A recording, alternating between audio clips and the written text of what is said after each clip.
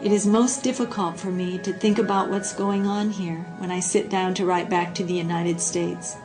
Something about the virtual portal into luxury.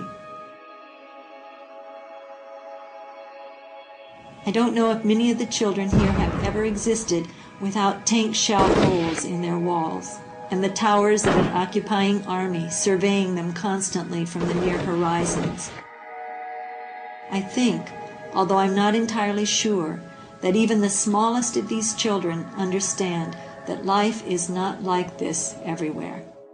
It was Sunday afternoon in Charlotte, about noon actually, and I received a phone call, and my son-in-law, Kelly, was on the phone, and he asked if Craig was there.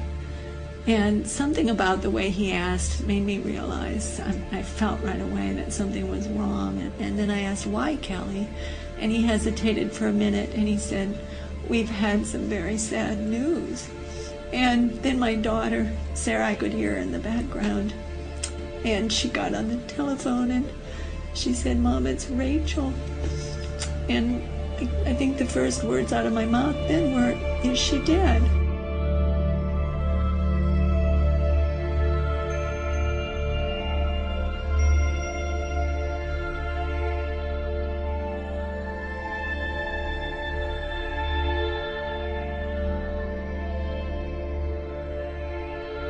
We were opposing the demolition of farmland and other property, Palestinian property, by Israeli destruction forces and bulldozers.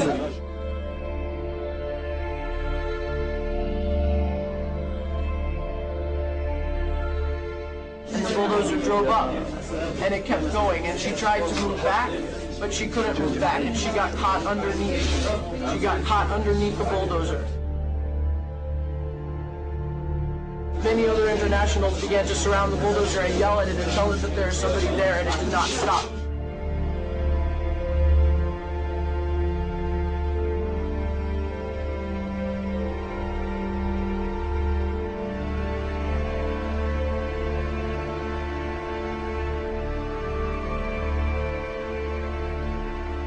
Where Rachel was killed, she was protecting a doctor's home. And that's important to realize. And the three children, his wife, she knew that family, and that doctor felt that Rachel was like a daughter to him. He bought that house. It was in the middle of the neighborhood. There were other rows of houses between his house and the border. Those other homes, those other streets were all destroyed, and now it's history. And I've had people say, well, she was in a war zone, and Cindy points out that war zone is people's neighborhoods. Those are children. I'm here for other children. I'm here because I care. I'm here because children everywhere are suffering, and because 40,000 people die each day from hunger. I'm here because those people are mostly children. We have got to understand that the poor are all around us, and we're ignoring them. We have got to understand that these deaths are preventable. We have got to understand that people in third world countries think and care and smile and cry just like us. We have got to understand that they are us, we are them. My dream is to stop hunger by the year 2000. My dream is to give the poor a chance. My dream is to save the 40,000 people who die each day. My dream can and will come true if we all look into the future and see the light that shines there.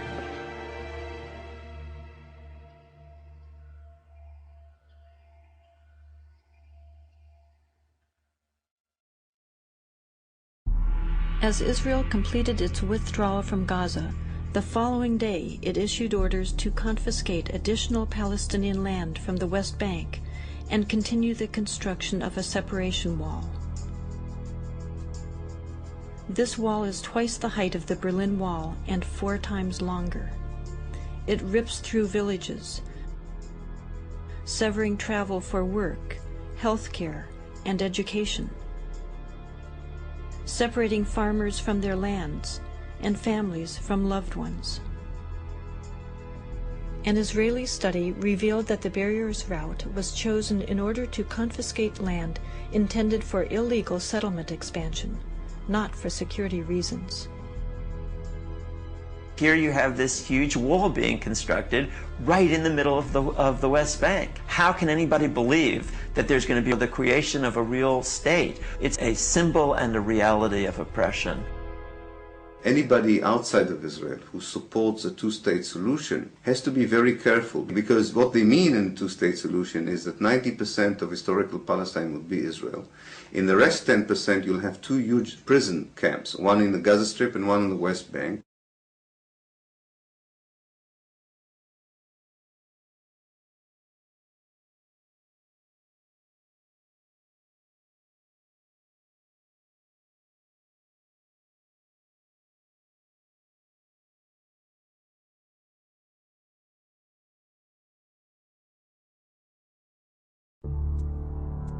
The people who fought in the war were also the people who wrote the history books of the war.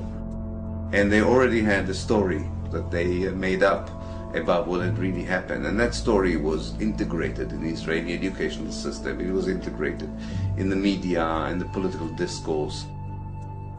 Some of us who work as Jewish educators have been admitting over the last maybe 10 years that it is propaganda. Israelis don't understand what's going on. They don't know the occupation. We began to educate ourselves. And the first thing we did was invite women, Palestinian women, to come into our homes and talk to us and tell us what exactly was the problem as they saw it. And little by little, we learned about their lives. We learned about the suffering they encountered on a daily basis. We learned about the killing going on there, about the lives that were completely circumscribed by an occupation that they had no control over. I'm one of the few Israelis not in uniform and not a settler that's been in the territories in the last 9 months. You just see that the army was actually waging a very cruel war. On the Israeli side, there seems to be no understanding that this is how you create terrorism. If you are so repressive on a people, you give them the sense of having no option. So that's a very dangerous place. In fact, there's a very clear correlation between the kind of human rights abuses that Israel commits in the West Bank and Gaza and the Palestinian militant response to those abuses.